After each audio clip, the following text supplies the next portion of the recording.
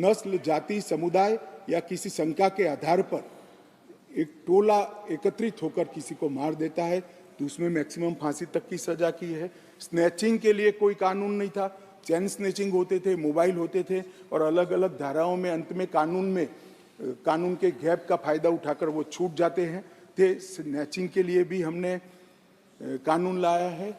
और मान्यवर, गंभीर चोट का जो कानून था इसमें भी हमने 2 डिवीजन करे हैं।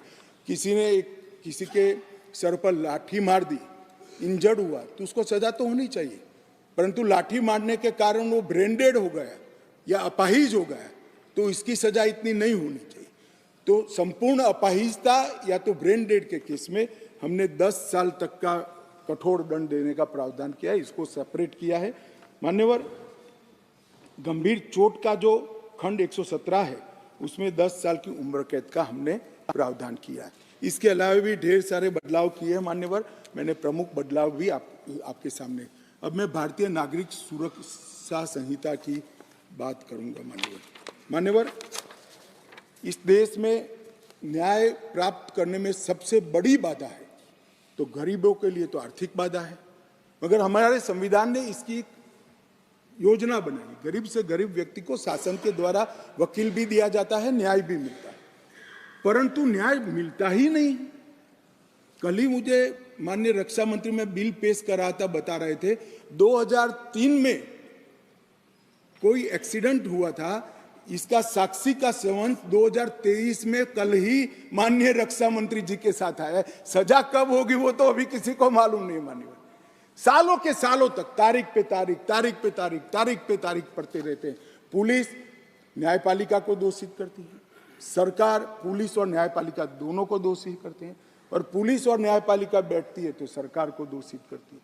सब एक दूसरे के पीछे कानून का सहारा लेकर हमने इस कानून में ढेर सारी चीजों को हमने स्पष्ट कर दिया। मैं इसको बहुत बारीकी से बताना चाहता हूं मान्यवर, क्योंकि ये समझना कानून बनाने वालों के लिए बहुत महत्वपूर्ण। मान्यवर, पुलिस द्वारा दंडित कार्यवाही सीआरपीसी में कोई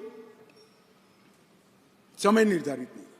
आप एक कंप्लेन देते हो, इसका संज्ञान वो 10 साल के बाद भी ले सकते हैं। अब 3 दिनों के अंदर ही एफआईआर दर्ज करनी होगी अगर प्राथमिक जांच होगी, इसको कंपलसरी कर दे।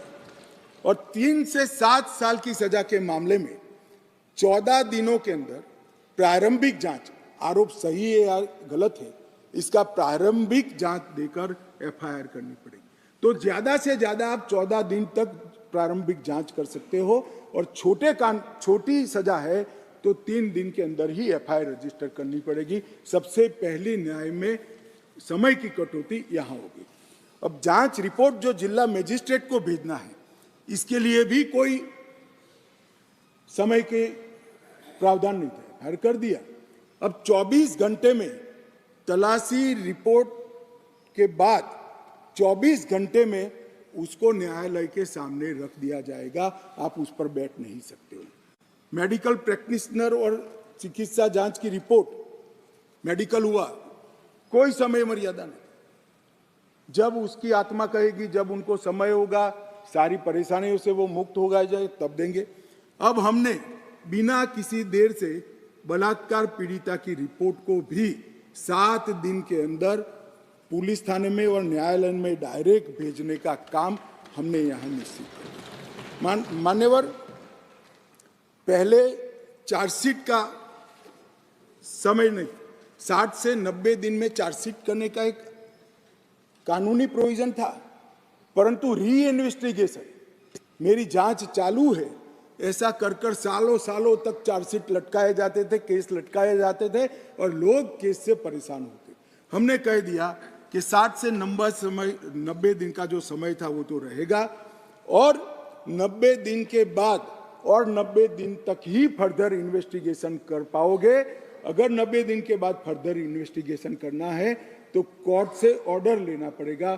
चार्जशीट को आप 180 दिन के बाद पेंडिंग नहीं रख सकते हो। ये हमने प्रोविजन कर ट्रायल जल्दी हो इसके लिए शुरुआत कर दी।